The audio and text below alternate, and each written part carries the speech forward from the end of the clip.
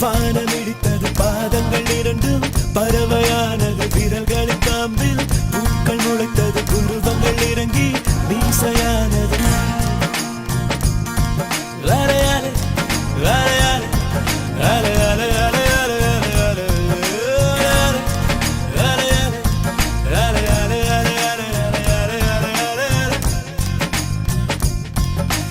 ஆனந்த கண்ணீர் கொண்டு குளித்தேன்